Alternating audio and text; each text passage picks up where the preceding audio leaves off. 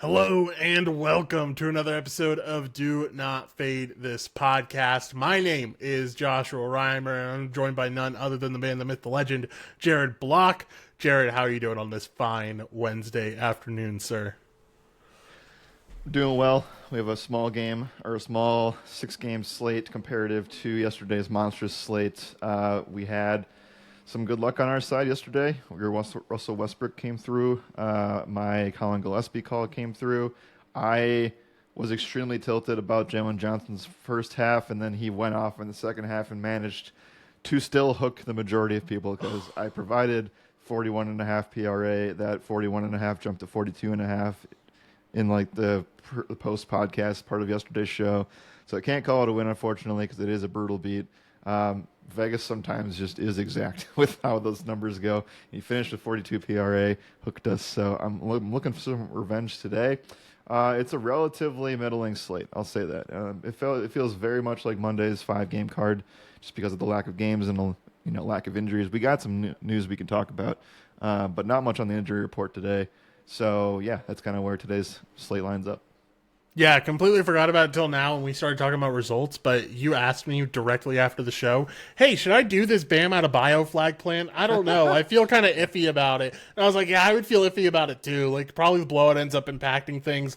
And who knew that we were going to get the most unethical 83-point game in existence? I don't know about your feeling about the Bam game at the end of the night, but man, I feel incredibly gypped that he ended up beating my favorite player in NBA existence in Kobe in terms of getting second place with the most points in a game.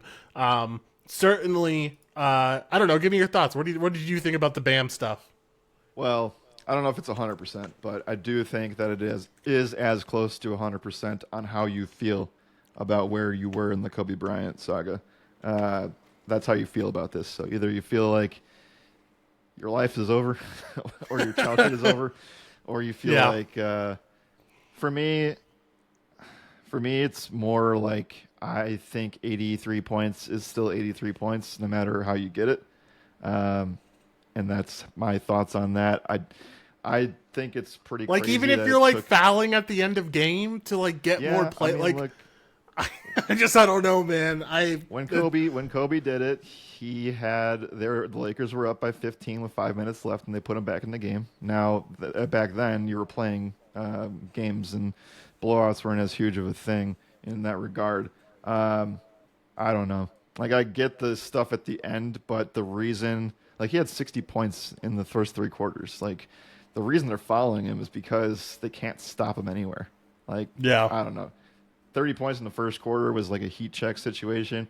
I was so close to putting him, transparency alert. He was number one on our points ranking in terms of our big board. He was number one fantasy points. I seriously considered putting him up to 40 in terms of points on the ladder play last night. And I didn't. And at least he's on the big board and he can stay there. And we were right about that situation. But yeah, I don't know. I do think it's a Kobe triggering conversation. I am surprised that in this era where we're getting so many game totals of 240 plus, implied team totals of 120 plus, that someone hasn't done it already. So Yeah. shout out to him for being the first one to do it. Yeah, shout out to him for getting up there. I mean, I guess at the end of the day, like you said, 83 points or 83 points. Doesn't really matter how you get it. I will still call it unethical how they ended up getting it done. I don't care about you putting him back in. That's fine. You definitely, you have to. Spoelstra even said, like, I wasn't even thinking about pulling him out. And I don't blame him. I would keep him in too. My main problem is that, like, at the end of the game, you're fouling the Wizards that way so Bam can get more attempts to break the record. And you're also having Bam throw it off the rim that way so he can get the ball back and score again. Like, I don't know. Like, Kobe wasn't doing that stuff. I can tell you that for sure.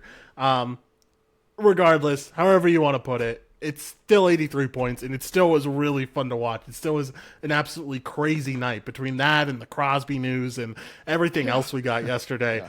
It was one of the crazier days of sports throughout the whole or throughout all of 2026 so far. So you can definitely give it its props for that. All right, Jared, let's get back to tonight's slate. Let's focus on tonight's slate. Let's start the show like we always do and go over injuries.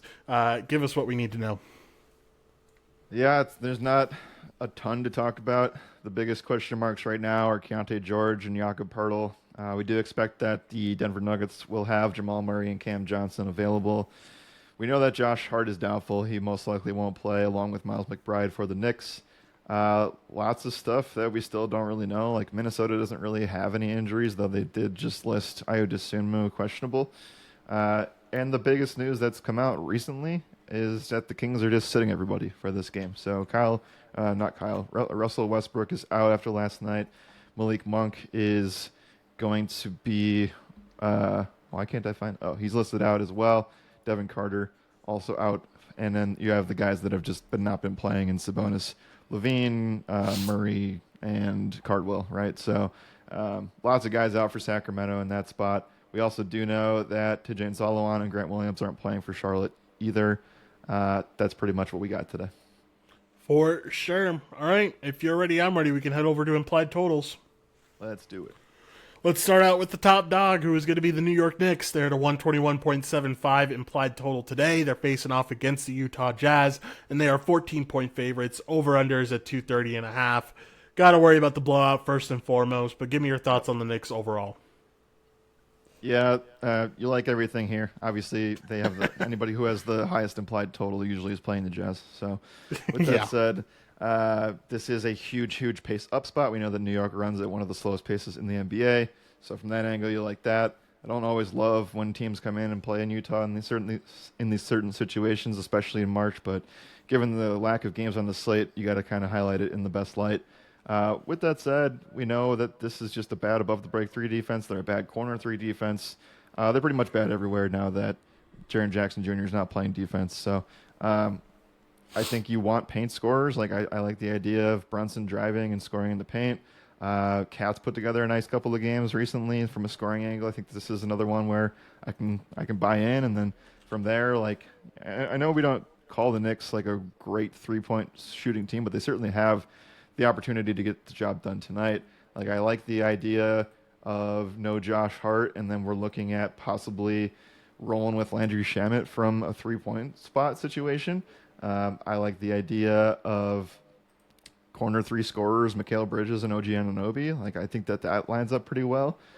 You can make a lot of cases that there's a lot of really good plays here, and that's base level analysis from pretty much anywhere. So give me your thoughts on where you would go beyond that.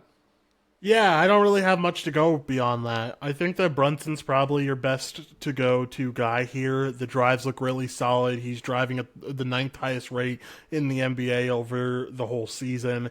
That's where this Jazz team is giving up a lot of points. He's just not shooting enough threes to really make a difference there. And I think that's kind of the name of the game with the whole team, right? Is that like no one's shooting enough threes to really get you excited about that market of things. Maybe you can make the case that OG has a really good game here. It ends up shooting a bunch of threes, that he ends up being that guy. But if he's actually playing the 4, then that's not really going to be the case, because this Utah team doesn't allow a lot of threes to the 4 position.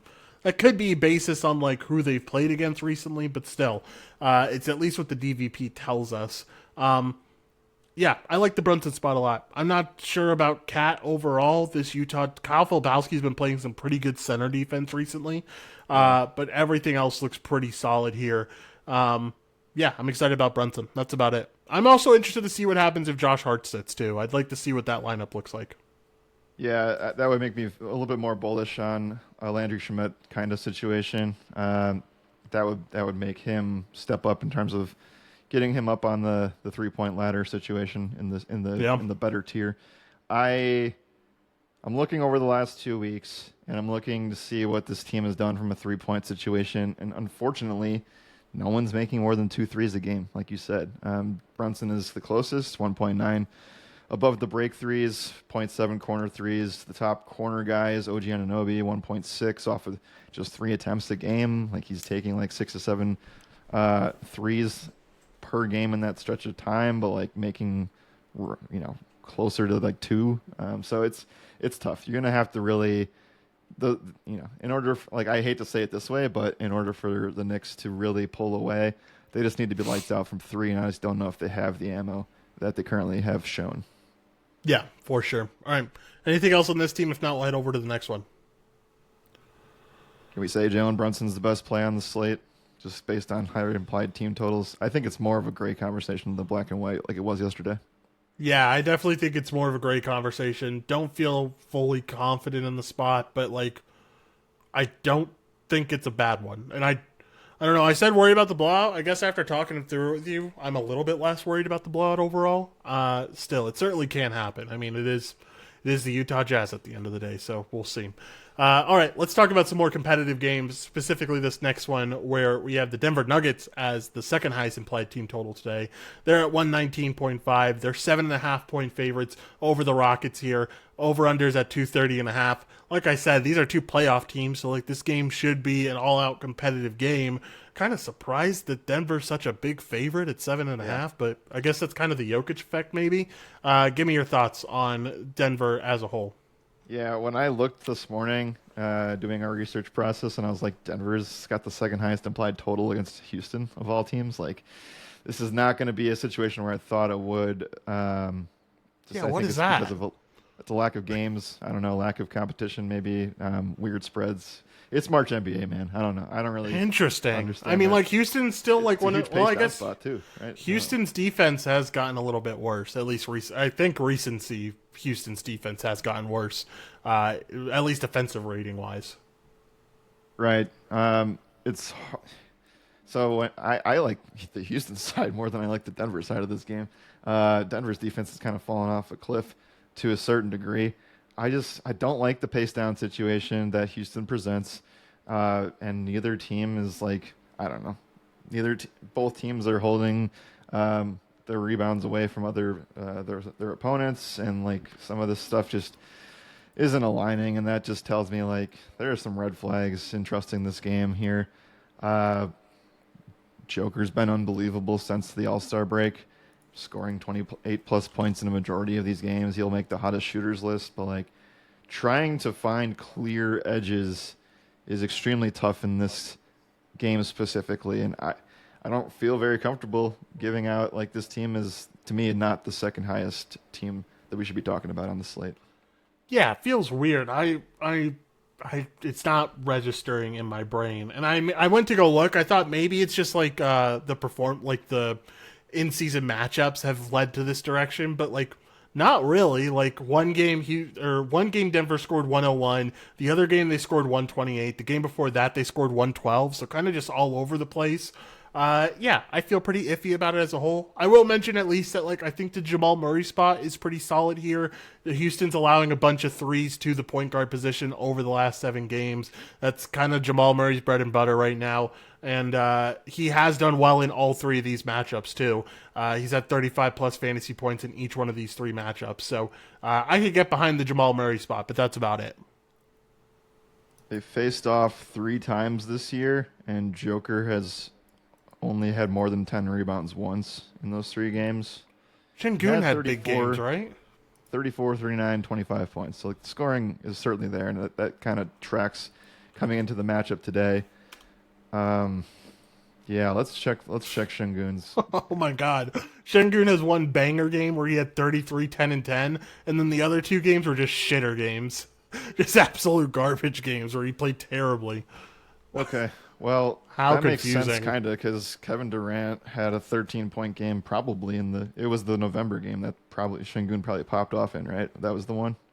No, he popped off in the first December game, December 15th. Okay. Well, KD's got 25 points in both of those December games against this team. I don't know. Like I said, I'll go on record and say that I think that the Houston side's the better side for DFS. Yeah, we'll talk about them probably later on. We probably won't get it for this segment, but we'll move on to our next highest implied team total, which belongs to the Toronto Raptors here. They have a 118.5 implied team total. They're 2.5-point favorites over the Pelicans. Over under here is set at 234.5. Give me your thoughts on the Raptors. Yeah, you can at least make cases that this team. I was clearly stammering and stuttering my way through the Denver side because like I just didn't understand it. You can make the case here that things look a little bit more clear. Pace up scenario, obviously a bad defensive rating for New Orleans. We know that they are a bad restricted area defense. We know that they are a really poor corner three defense. I think what we want to do here is we want to just attack guys that score in the restricted area, and I think that can be a little bit of a question mark because Jakob Poeltl is currently questionable right now. But I do like the driving slash restricted area scoring scenario that RJ Barrett has had, and he has had 20 plus points in 5 straight games. If you're leaning between, because I know Scotty can qualify from this angle too, but he's just looking uninspired right now, not playing his best basketball. Jakob being out would certainly help that because Colin Murray Boyles is already out. So I'd like to see that happen before relying on Scotty. But I think that RJ's just had the better stretch of games since the break, and you kind of lean into that. For sure. All right. I There's agree on also the a revenge narrative for Brandon Ingram?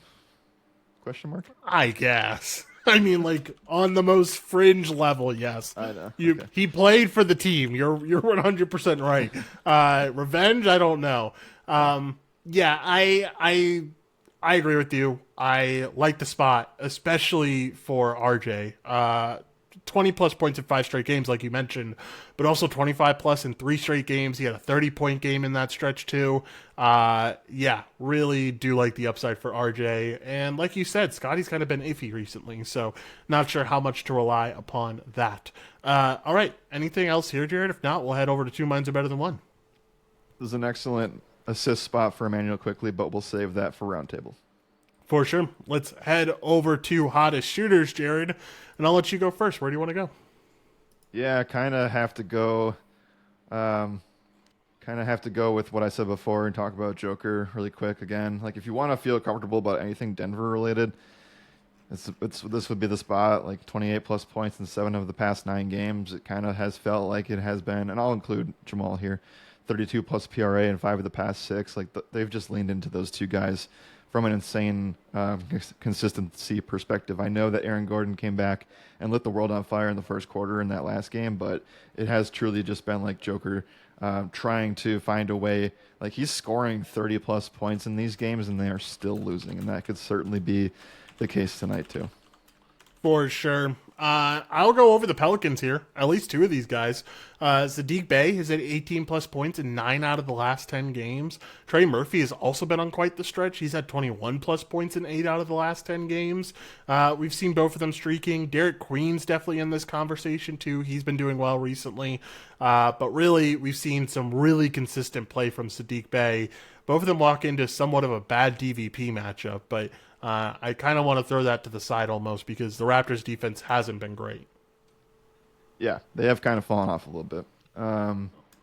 Let's see. Did we bring up Kawhi yet? I know we did a couple of days ago. 28 plus points in 4 straight games.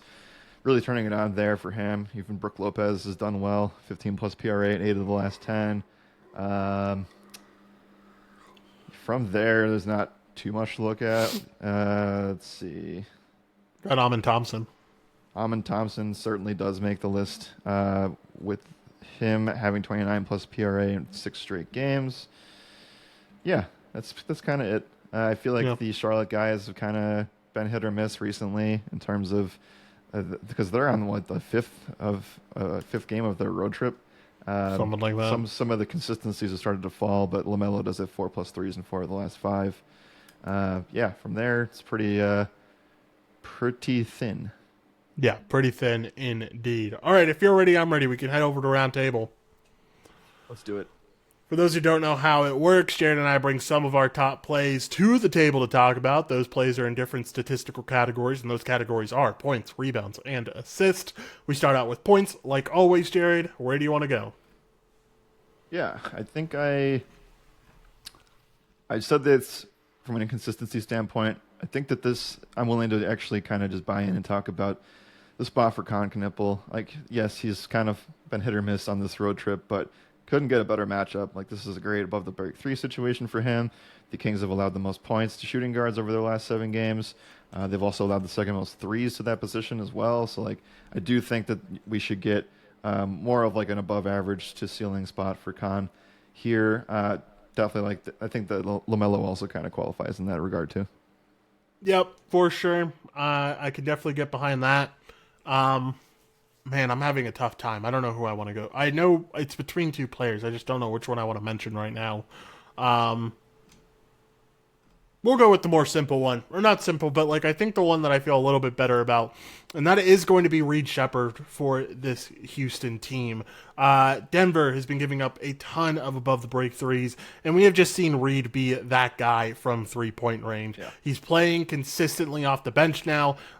Even with him being the sixth man, we're still seeing 30 plus minutes even off the bench. We're seeing him take 5 plus threes every single game, if not 10 plus threes. So I think this is a really good spot for him coming off of the bench here. Yep, like that spot a lot. Rebounds. What do you got? Rebounds. Yeah. Yeah, there's not a lot to look at here, especially when you consider like the Houston, Denver, and the Knicks game. Like, there's not a lot of rebounding opportunities in those matchups, whereas we had a lot of really good ones yesterday for the center position. I will say, all right, let's try to make an experiment here if we can trust Eric Queen. 'Cause I do Oh, think damn that it, the man. center I was spot- going to do it. I was going to like, say it. So let's. I was just- right let's- there. Let's be transparent and say that this rebounding slate is trash. Mm-hmm. And we can just use this conversation as this part of the roundtable and say, like, can we, who do we trust for New Orleans from a rebounding standpoint at the center position? Because obviously it's all over the place, and we don't know if Queen is guaranteed to get 25 plus minutes here. But the spot is glorious. He has fallen short in a couple of situations. He's also fallen under 20 minutes in a couple of these spots too. Do you just go for it? I think so, because essentially what the Pelicans are doing now is they're running small ball with Zion at center. But we're seeing Queen come off the bench, play around like that 20-minute mark. And you're also, ever since Missy has come back, that has gotten even more difficult to deal with.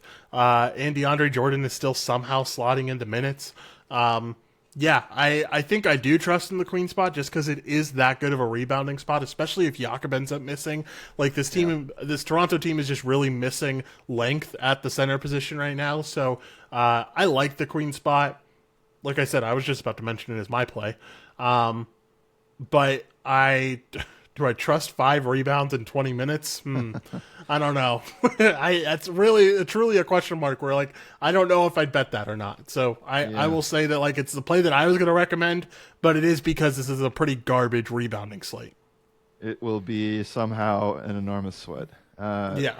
Recent centers here: Capella had 10, Şengün had 12, Gafford had 11, Naz Reid got hooked at 6, Gobert 12, Mitchell Robinson 10, Towns 12. So like convincingly across the board, this has been happening. So yeah, I'd feel much better if Jakob wasn't playing before I would take something like this, but it is a very good spot. For sure. I'm going to go to Cat here. I really like the upside that he's shown recently. We've seen 12 plus rebounds from him in each of the last 7 games. This is a Utah team that is still struggling with rebounding. And I think Josh Hart missing would end up meaning more rebounds for Cat at the end of the day because Hart is kind of a peripheral guy. So, yeah, I like the Cat rebounding spot. I think this is a very vanilla play. I think this is probably like your star rebounder that maybe you can get behind, but everything else feels pretty wishy-washy from a rebounding perspective. Okay, assist. Where do you want to go? You teased it already, so give us your explanation on it. Yep, we're going with Emmanuel quickly. I like the pace-up situation. We also know that the DVP lines up pretty perfectly in this spot. New Orleans has allowed the second most assists on the year to point guards and over the last 7 games, and we already talked about how the restricted area scoring is going to benefit them. Definitely think that the quickly spot stands out as one of the stronger assist plays of the day specifically. Just trying to see if historicals kind of match up too. They do and they don't. I think it's more of like a can we talk about like Trae Young had 8, Russell Westbrook had 10. Like I think that those are reliable things to lean on. Like I know Doncic's game blew out, but he fell short. I like the spot overall. I know Quickly has had his moments from an assist standpoint, but he's on the tail end of a nice streak there. For sure. I will go with this spot for. I don't know if I feel great about any of these spots, to be honest with you. I'll go with Amin Thompson here. I do like the potential assist spike that we've been seeing recently from him. Denver's been giving up a bunch of assists to the point guard position, and Thompson's been playing that distributor role recently. So we'll go with Amin Thompson for his assist line here. All right, anything else for round table, Jared? If not, we'll head over to are we going to Two Minds Are Better? Why am I blanking on what our next segment is? It is Two Minds Are Better Than One. Yeah, it's been a long day. We've been recording for quite a while now. Are you ready to head over to Two Minds Are Better Than One? I just want to make one more case for a rebounding play. It is not something like today's, like if I was given the choice to bet on rebounds or not bet on rebounds, today would be the choice that I would say no. But if you wanted to have something else, for whatever reason, I think I can make a case around Wendell Carter rebounds today. Number one, Jared Allen is out for Cleveland today. Number two, they have been giving up some rebounds to the center position, the seventh most over the last 7 games. Wendell Carter had 7 in this matchup back in January. He also had a game in January where he had 5 against this team, and he has the tendencies to be really up and down and untrustworthy from a rebounding perspective. But if you wanted to get behind another spot, it's pretty solid, but it is in the same camp as the Queen, like uncertainties. For sure. All right, let's head over to Two Minds Are Better Than One. For those who don't know how it works, Jared and I go back and forth, each of us selecting 2 player props each. We take those player props, put them in a parlay, with our goal of the parlay to have odds between plus 100 and plus 150. JB fell short because he got ejected last night. We just can't catch a fucking Fun break stuff. with these Two Minds Are Better Than One parlay podcast parlays. But we run it back today. Jared, I'll let you go first. Where do you want to go? Yeah, we'll go with Khan for 2 threes. It's obviously going to be a juice number. I think that this is somewhat of a ladder-worthy type of play, where if he goes off and has the hot hand early, like I can see him make 5, 6 threes in this matchups. So I do like the Khan Knippel 3 market today. Yeah, I can certainly get behind Con threes. I will go with Reed Shepard threes. And let me just find what number I want. Yeah, we'll go with 2+ for him too. All right, what do you got next? We'll go with the quickly assist market. I don't need to overthink this. Yeah, I can certainly get behind that. Let's go over to quickly and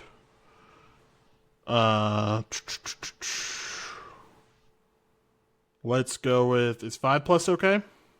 Yes. Actually, is 6+ okay? Also, yes. Okay. Good, because I'm going with Donovan Mitchell for 20+ points. I haven't got to talk about this spot yet, but I do like the upside for Mitchell. This Orlando defense struggles in a few key spots. They struggle with pick and roll ball handlers. They struggle when they give up guys, or when they face off against guys who get free throws.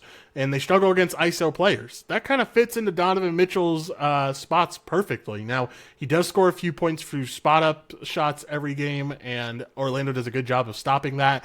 But he scores the most of his points from pick and roll ball handling and from free throws. And those are 2 spots where Orlando is struggling massively. On top of that, in games where Jared Allen is out, he's averaging 2.3 more points per game. And when Tyrese Proctor is out, he's averaging 1.3 field goals attempted more per game. So I like the spot for D. Mitch. We haven't said a word about Cleveland Orlando outside of you briefly mentioning Carter here, but like the Donovan Mitchell spot looks really solid overall. So let's go with Donovan Mitchell for 20+ points. So altogether, we have that D. Mitch spot. We have Con Knippel for 2+ threes, Reed Shepard for 2+ threes, and Emmanuel Quickly for 6+ assists. Altogether gets us at plus 133. Jared, not too shabby. All right, let's get out of here. Give your final thoughts. Final thoughts is that this slate's trash. That's what I will say right out Good the gate thoughts. here. You don't have to, you shouldn't have to think very hard about what to do on this card. I think I can maybe name 5 things I feel really good about, and then maybe like three to 5 things that are, secondary situations that I probably wouldn't be suggesting. Or there's some uncertainties. Like I think Derek Queen kind of falls into that category of the uncertainty camp. With that said, it's a late slate too. We have 4 games tipping off at 9 p.m. Eastern or later, so Josh will be in bed before the slate is over. Yeah. And that Cleveland spot is like that is the first window of the game of the night. So interesting stuff there.